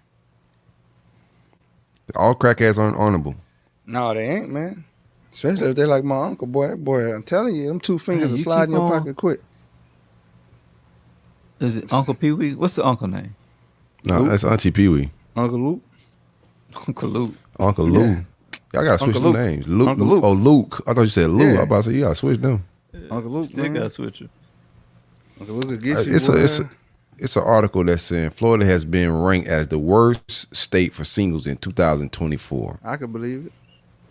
Hold on, bro. Don't shit on my state like that, bro. Let me try to find this article and see. Man, the article I clicked on talking about Flow Rider, so I don't know what this is about. Who would be your top 5, Nova? For what? Worst state. Top 5 worst state. Top five. I probably would say Kansas. Huh? Kansas. Okay, go ahead. What you mean? Top 5 for singles? Yeah. Or just top 5 worst state? Oh, for singles? I would say California is hard to, it's like worst state for singles because it's just like you're going to be single. You're just going to, like for females at least, you're just going to, it's too many options for good dudes. Too many options. Texas, too many options. New York City, too many options. Like any of your major cities. It's nonsense you keep saying too many options. There's no such thing as too many options. Yeah, but I'm saying for the females, it's going to be hard for them to get a man. You talking about all I got the article. You keep limiting it to one gender though. Yeah, I'm being sexist. Oh, I want to break down this list too, man. This is crazy. So they got a whole list here. Okay, let me read the article. According to data, 8-ball Lou. Florida has been ranked as the worst state for singles in 2024. The ranking considers several factors important to today's bachelors and bachelorettes, including mental health, awareness, socio-political involvement, debt sensitivity. Unfortunately, the Sunshine State failed every category. Florida singles face numerous challenges, including heightened risk of becoming victims of catfishing or romance scams. The state is notorious for identity theft and fraud, which adds to the difficulties of navigating the dating scene. Florida also ranks in the lowest of terms of mental health providers per capita and socio-political engagement. For those curious to know where to look for a better dating prospect, the studies mention the top states for singles. Leading the list are, check this out, fellas, top states to go, find you a boo or to be single. Massachusetts is 1. Mississippi is 2. Oh my gosh.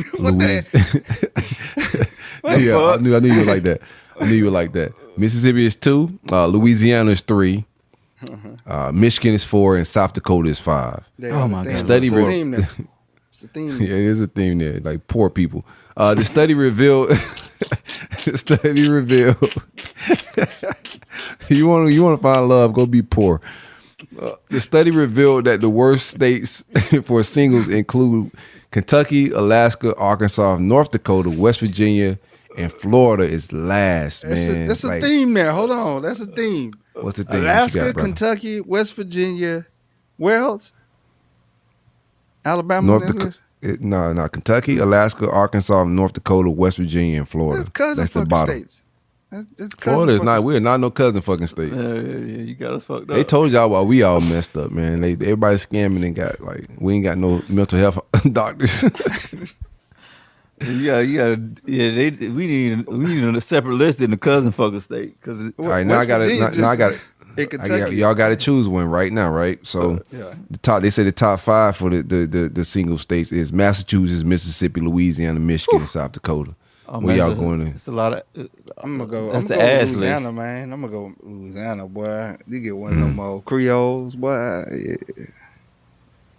Mm-hmm. Just don't eat her red soup. Nothing red that she make. That's a red flag. Don't you good? Don't What's eat no going on in spaghetti. the red Don't soup? eat no red roux. Why they like voodoo? They're gonna put that roux on you. Yeah, I ain't fucking with that. They're gonna bury your drawers in the front yard. Can't leave the house. Yeah, you don't have that done. No. I don't think that'll work. If that worked, then everyone would do it. They be trying. Yeah, I'm thinking I'm with Great Boy Jet. I'm gonna roll with Michigan. I'm with Great Boy Jet. I'm rolling with Michigan. Hey man, I don't give a fuck. Ain't nobody bury my drawers in the front yard and trying to put witchcraft on me and shit. I'm rolling with I'm with Great Boy Jet, man. Take me to Michigan. They got some rurally ass motherfuckers, fine ass bitches in Michigan too, man. I'm rolling. I'm gonna go Massachusetts. Massachusetts got they got ocean access, right? In Massachusetts, right? It's cold. Man, though. Michigan got the Great cold. Lakes, man. Michigan's cold there, too. Man. Yeah, Michigan. I'm trying to avoid the slave states, man. I can't. Mississippi and Louisiana is crazy. I cannot go to Mississippi or Louisiana. No, Mississippi, you gonna. That's 1A, 1B. That's 1A, 1B. I mean, I could go Louisiana. I would just have to be in New Orleans for a weekend, but I can't live there. You know, like that's my favorite accent from a woman is Louisiana shit. But I was fucking with I was fucking with Louisiana until you told me about all the witchcraft shit. You took your name, like once you said bury draw, don't eat the red sauce. You had like a whole list of shit that I can't fuck with y'all with, bro. But they really don't do that to you because they treat you so good. They really ain't gotta do that. They treat you so good, man. But they'll shoot you. A Louisiana woman will shoot the shit out you. Yeah, I'm scared of that too. Now I'm going to Massachusetts, man. I don't know how many black people up there, but I'll take my chance up there. I think Massachusetts is beautiful. It's Cape Verde. To be honest with you, people, it's like most of the black people there is Cape Verdes. They're like from Cape Verde or whatever that. Yeah, but it's Massachusetts. It's cold. It's too cold. Michigan and Massachusetts, it's too cold, bro. Yeah, I'll go to South Dakota before I go to one of them slave states. I'm gonna be rude. Well, you gonna find if she got teeth in her mouth in South Dakota. No, so I'll find me a nice little native boo. You know, get some of that Seminole tribe money type shit. Great Boy said she buried your hair products in the front yard. That's why you fucking bald head. Yo. And that might be why I went bald, dog. You talking about that shit don't work. Motherfucker done show up this motherfucker with his top off. The top off. Now, Louisiana got some beautiful women, boy. The state is amazing. Got some beautiful women, boy. You get you old red one with some gray eyes. Yeah. Baby Beelzebub. Yeah. And they can cook. They clean. They take care of you. Mm-hmm. But they just gonna shoot you if you fuck up. Yeah, I'm good. They're gonna shoot the shit out you. Yeah. Guaranteed. They're gonna put them hands on you. Now, they went in detail. They went into some detail, real man, with this shit, man. Well, they say the devil's in the details. What's the details? Yeah, Mississippi. I don't. What they got? Ain't too many people in Mississippi. Shit. Yeah, you gotta be poor to fall in love, pretty much. You ain't but about talking 45 miles away from Mississippi. What the hell? Y'all right by each other now.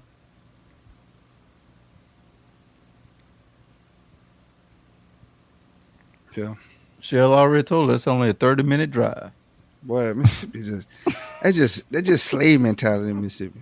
Yeah, Massachusetts is the best state for singles. The absolute best.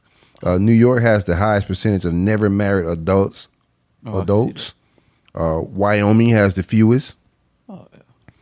South Dakota has the least confidence in romance scams. Like, so you can go there and nobody's really trying to catfish you in South Dakota. Everybody's gonna let you know I'm ugly as fuck. So like big farm girls.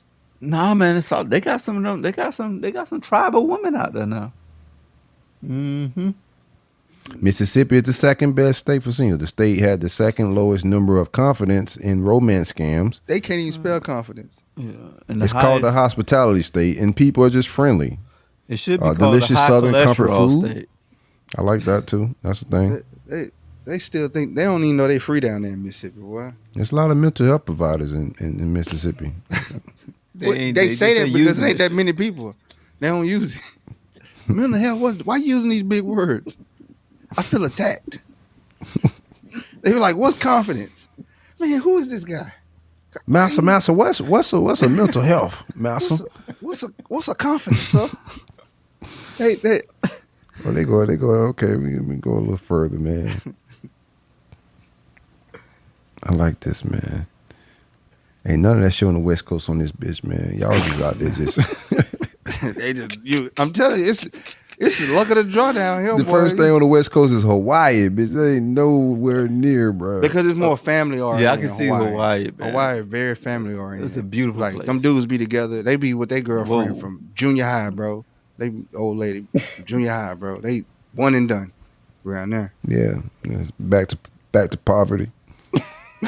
Yeah, yeah. It is though. It is like locals. They don't make. You got to be together money, to make it. You got to be together to make. You need a marriage to make shit happen a little bit. So like, shit works a little bit differently in poverty, man. I don't know why. And that's the best athletes are the poorest ones, ain't it? Yeah, because they hungry. Yeah, it's different. But as soon as they get that money, they got to feed everybody. Be broke. I can't believe we dead ass live. They got like, bro, like I'm just going over there. They got some bullshit over Florida, bro. That's just crazy. Boy, you know when I get bored, I just go into Google and say Florida man. Just Google Florida man, bro. It's I want some Florida man. Y'all got some Florida man one time. You was on Florida man one? Yeah, I was a Florida man one time, bro. I went viral and shit. I almost got fired from my job, man. I went so viral. Just send it to me later.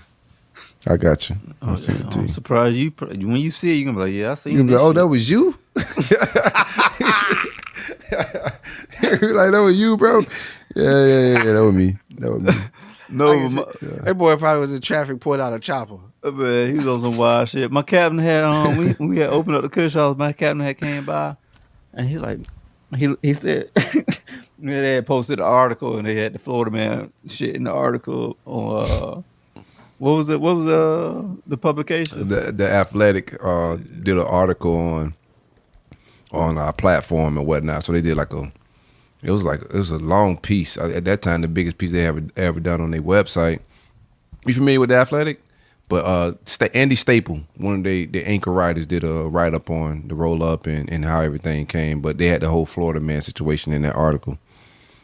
Man, my captain that came by the Kush house. He was like, "Yo, this is your fucking brother."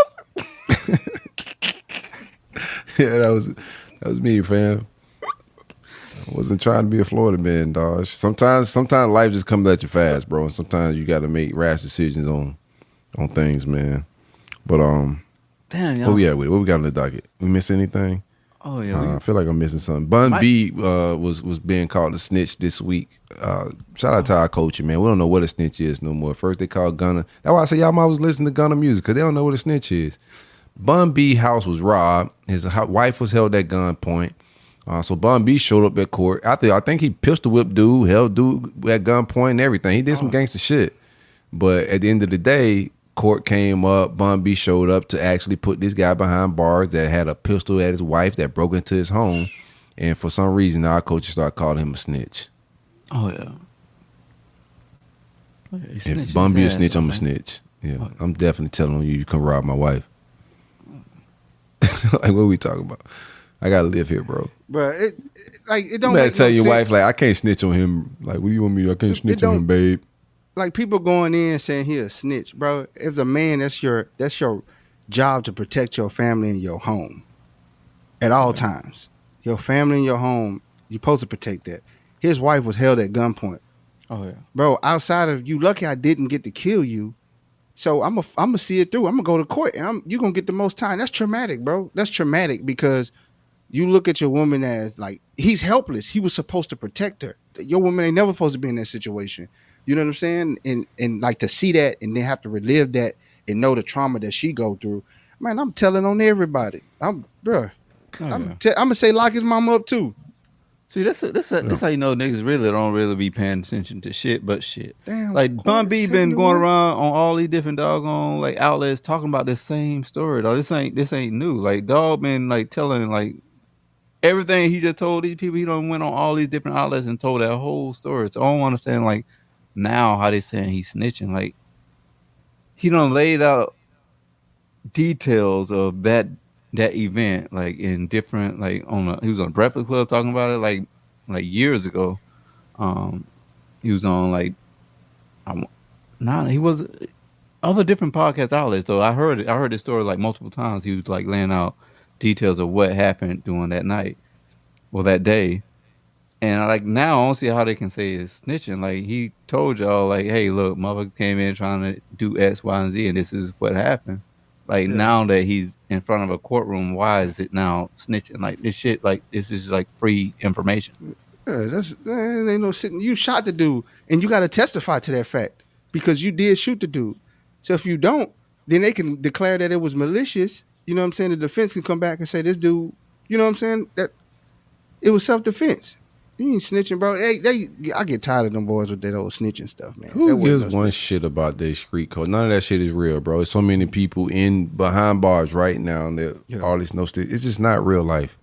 And Bun B is an absolute citizen. This is a elder in our community. Like, what are we talking about? Like, this man is what? Everybody 60 years old? Oh yeah, he's about 69. Yeah, he's in his 60s. Like, of course, bro. You break into my house, you disturb my peace and my family. People could have died. You could have killed me, my wife. This is not snitching. I didn't agree to go do a crime with the guy that broke into my house. You know, I'm not a street guy anymore. Like, what the hell are we talking about here? Like, we need to find other shit to care about as a coach. Like, that, like, worried about Bun B calling the police on a criminal is, like, that shit that has nothing to do. That's not a problem in our world right now. He did what he's supposed to do. Man, y'all see I can't wait to call the police on somebody. If I don't kill you, like, I did you a favor by calling the police. Exactly. Oh, hell, we talking about? Exactly, man. That's why they said I didn't get that detail. They said they handcuffed him and pistol whipped him too. Yeah, I mean that's what he's supposed to do. Shit, that's what Master P did him and Pimp C. Yeah. Shit, Master P probably did that to Lil Romeo to get them dogs on Cheeto did. Yeah, Master P had them chips. Bro, it just made no sense, dog. Like to sit up there and say, "Oh, he's snitching," bro.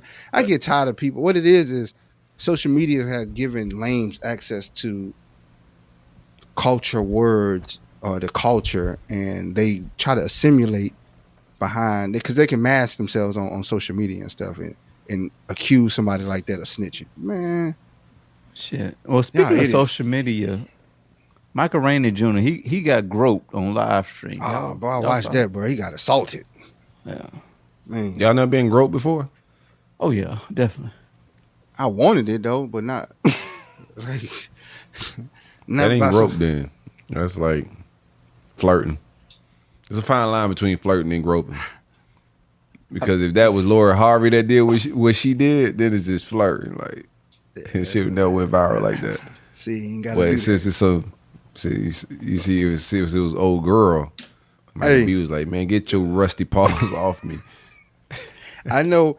Somebody. He gonna need that same penicillin shot. Hey, unhand my meat, man. Unhand my meat. Trey, I know somebody that would have been with it. That would have called her out on that. That would have been like, "Oh, let's go." No, boy, unhand my meat, like, bro. Who that? Unhand my meat from Ready to Love. Who? Lamar from Ready to Love. No, man, you gotta unhand it, man. Yeah, no, I'm saying my he would have. meat. Lamar would have. He would have been like, "Let's go do a threesome." Unhand my nah, but you can tell, like on Mike's face, he was like, "Yo," bro, he was uncomfortable, bro. Yeah, look at her.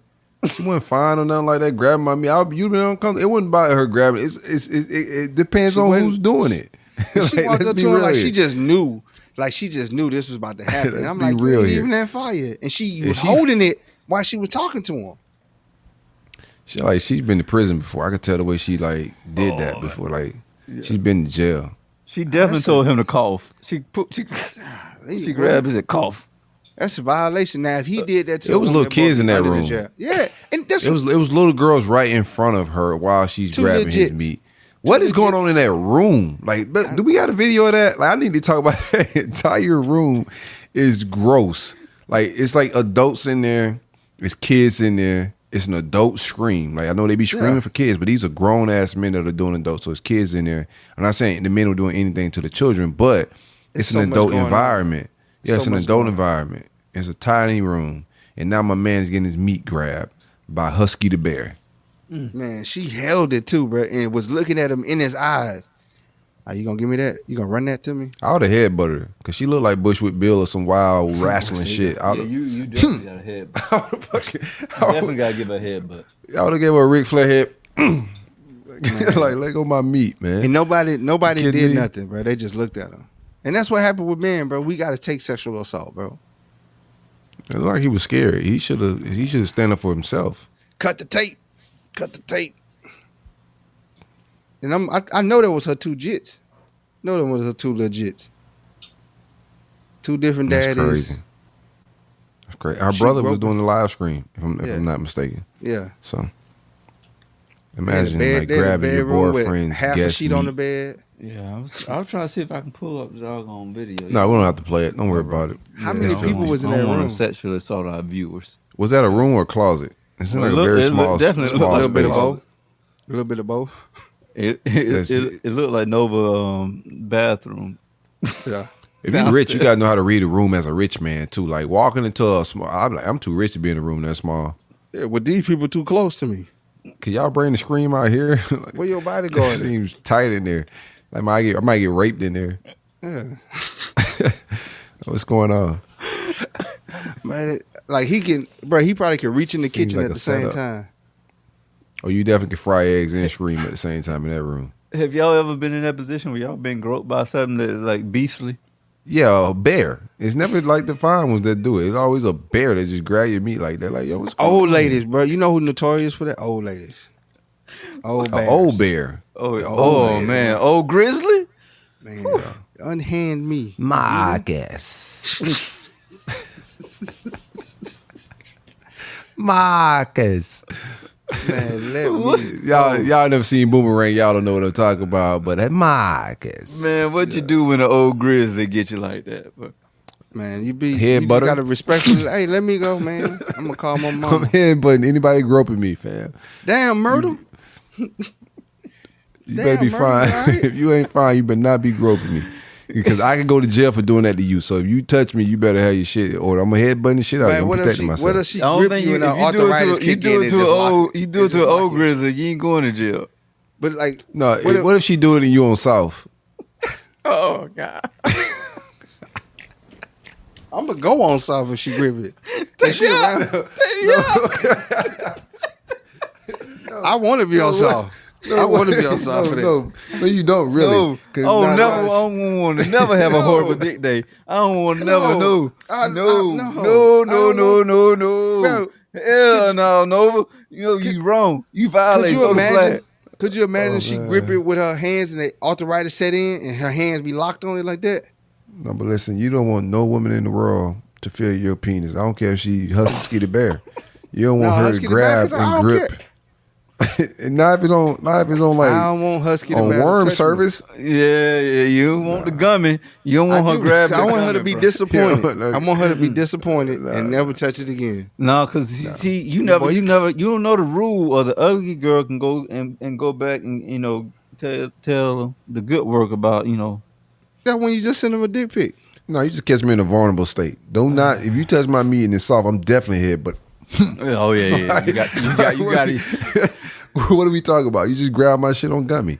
Yeah, violence. That's definitely violence right there. Yeah. Man, that's like that Jerry Seinfeld episode with George Costanza when she seen him get out the I pool. don't think a lot of our viewers have seen that one. I've seen every Seinfeld. Boy, Seinfeld good as hell. Seinfeld's No, I fucking fuck with hilarious. Yeah, Seinfeld's like top notch. He got out. comedy. He got His out boy- the pool. his boy just put and out a she book. Elaine seen him with he was on soft, and so the Yeah. whole time he spent was trying to get her to catch him when he was hard. Catch on hard. Yeah. It's a thing. It's a thing. Yeah. Boy was sick. Boy, he was drove. 100% a thing. You just can't be out here.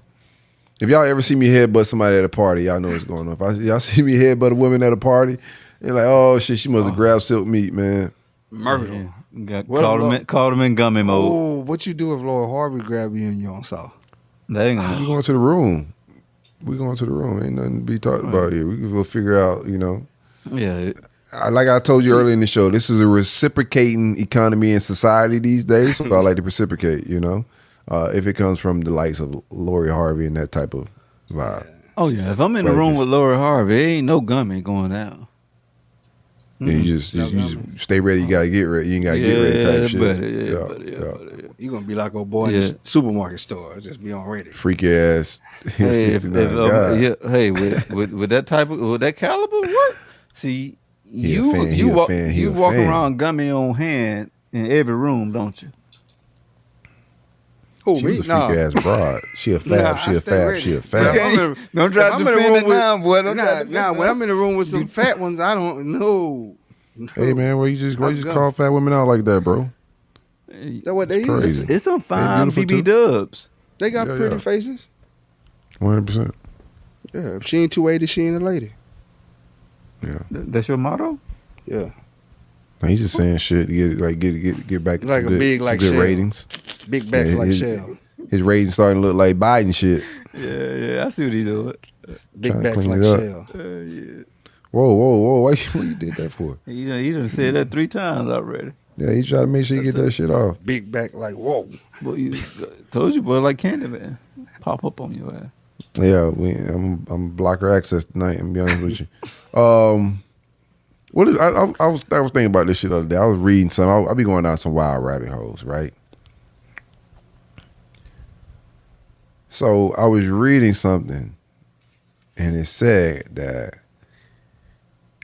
all black people ain't black people. Let me break this down, like a little bit of what they were saying. Like they broke down when the term black people and what race and all of that stuff really originated. That's all American shit in the great and constructs of all of that. But from what I was reading in this person's logic, it was saying that black Americans are the only black people when you talk about black people. And even with like some of the things, like the benefits and some of the things in politics that we go after, saying that we need to get more lineage based on our benefits and the things we're getting back on what we're asking for, and not just black, because people come here and benefit from a lot. And like a lot of other race and cultures have lineage reparations and things like that and benefits through like government. So the breakdown of what was black and what's really considered black, like this whole black thing was created here. And what's considered black here is everybody when they come here, as long as their skin color is black, but they're not really black. Their ancestors didn't go through slavery in the States. So what do you guys think about that? If we're referring to black as just strictly as an American thing, then I could see what they're saying. I could agree with that. And a lot of those people that come from those countries, they're quick to tell you which country they come from. Like, I'm Ethiopian, I'm Jamaican, I'm Ethiopian, I'm Zimbabwean, I'm Eritrean, I'm Nigerian, and so forth. I think they assimilate when it's beneficial. They flip flop between when it's beneficial to them. They claim something like, "Oh, I'm Nigerian," when they don't want nothing to do with black Americans. You know what I'm saying? They're like, "Oh, I'm Nigerian, bro. I'm not even a black American." So I can see what they're saying. And since you said that, that does make sense, though. It does make sense. Yeah. It does, because a lot of them don't have the same beliefs that we have or have the lineage to point back to of the struggles and things that we went to. Because you ain't going to find many Nigerians in the South. Just like maybe in Houston, because it's a trendy, more like Houston and Dallas. But like in Louisiana, I really didn't see no Nigerians coming up, you know. Yeah, y'all ain't gonna see that out there but slaves, real shit. But we got Nigerians in South Florida a little bit. Yeah, shout out to Willie Lynch. Yeah, but it's they don't know that struggle, so they shout don't. out Willie Lynch. You know, and you can quickly tell how. I said shout out Willie Lynch. can't give Willie Lynch a shout out, man. Like, what is going on? He from New Orleans, wasn't it? He went to the Caribbeans to work his magic, man. That's where he really made his name out there in the West Indies, dealing with the hard to deal with slaves, blacks. Damn, wrong Willie, my bad. No, I think for me, like the term is actually the same Willie. He's from Louisiana, right? Yeah, but he went to I don't know if he came to Louisiana from the Caribbeans or vice versa. I'm trying to remember my history here. But it's the same. I think there's only one Willie Lynch that had a theory about how to keep the slave a slave type and how to punish the slave. Mm-hmm. Damn, yeah, they put y'all further down the line, man. Louisiana. I don't know how y'all got so far up. I get what you're saying, Dalen. You may want everybody to be black, but everybody ain't black. Like our skin tone is all the same color, but you just gotta be mindful. All white people ain't the same either. These people have different and they don't even go by that. Like white people don't call themselves white; they go by their heritage. We unfortunately don't know where we from, and we call ourselves Black Americans or we call ourselves African Americans. Like they don't call themselves African; they call themselves Ethiopian. They call themselves Nigerian. They don't call themselves African. We call ourselves African American or we call ourselves Black American because we don't really know where we from unless we really go do some digging and get some knowledge yourself. But them folks, I'm gonna treat every black man with respect, and I'm gonna as a brother. But from a political standpoint and understanding what lineage is and how reparations, even when reparations hit, you think they're just gonna give every black person that's here reparations? If it does happen for us, nah, you're gonna have to be a slave descendant, or you don't get reparations. So that's a divide right there. And we're just too nice as black people, as black Americans, right? We definitely share these rights that we fought for, because nobody got more civil rights and won more civil rights than the black Americans in the entire history of the world. I think we've achieved more in as far as freedoms than anybody has. But and that's why all the foreigners are flocking to America, because of the rights that we fought for. But we get hung out in the dryer and nobody comes to save us. We were slaves for 400 years and nobody came to our rescue. Not one of these black countries. Nobody said, let's go get our brothers blacks over there that are struggling to get enslaved. Nobody came to save us, man. We freed ourselves, and it's still the same way. Like anything we're gonna get done, nobody's coming to help us. Like the black American, we are different. We are our own thing, and we gotta start. I'm a proud black American. I want to go back to Africa. I got Bahamian bloodline, but we black Americans. We special people. Our mission in life and what we did in this country is special. We blessed up people. And we got to start looking at our stuff a little bit more prestigious, man. We can't just let everybody into this little society, into this lineage, because everybody ain't go through the same pain. Yeah, that goes against the lines of what I was going to, go with the lines of what I was going to say. I know Nova, he got to run, so we should wrap this up. Oh, yeah. The term is most frequently used in context with race and ethnicity or whatever, but oftentimes when it comes to social, political, and economic issues, it pertains to Black America and the plight and the stuff that we have dealt with in this country. And a lot of outsiders, when they come here, they don't really understand that plight. So it's just a different battle that we have to face, and that they see, and they think that the liberties that they see, we struggle with that. The liberties that we're fighting for to this day and struggle with. They come here and they get those same liberties and oh, y'all got it so easy. So it's just one of those things where it's always they wasn't here for the work. Yeah, you really don't understand the underlayers of the beast, the belly of the beast of what we're dealing with. But no, I think we're all on the same page when it comes to that term, bro. Yeah. I gotta go. I got a therapy appointment. Already, man. Peace, love, and blessings. Thank y'all for hanging out with us. Hey, call that number at the bottom, 470-851-6735. Leave us a message. Hang out with us. We'll pull up on y'all again on Thursday. It's the Coach Uncut podcast. We out of here. Leave a voicemail. Gum and worm matters. Amen. This is Paige, the co-host of Giggly Squad. I use Uber Eats for everything, and I feel like people forget that you can truly order anything, especially living in New York City. It's why I love it. You can get Chinese food at any time of night, but it's not just for food.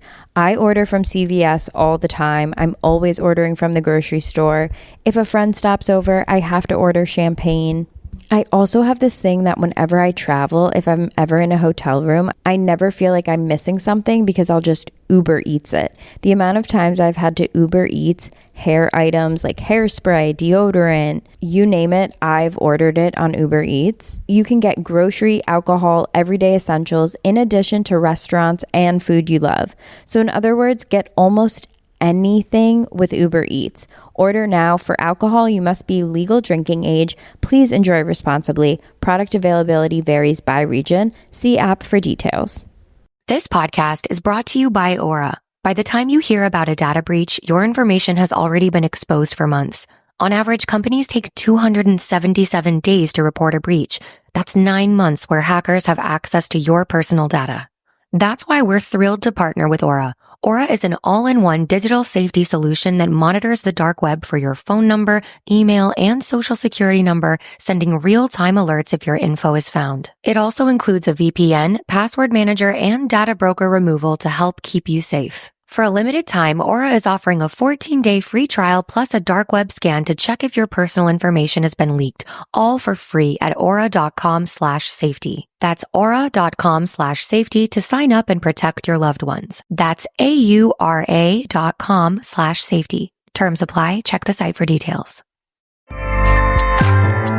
Acast powers the world's best podcasts. Here's a show that we recommend.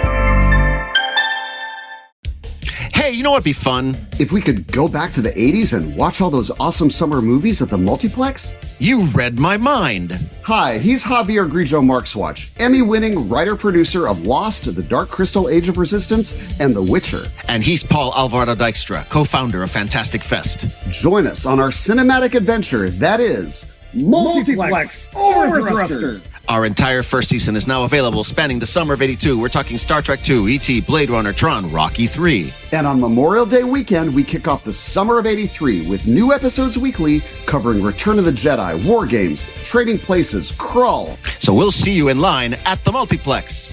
Multiplex Overthruster. Acast helps creators launch, grow, and monetize their podcasts everywhere. Acast.com.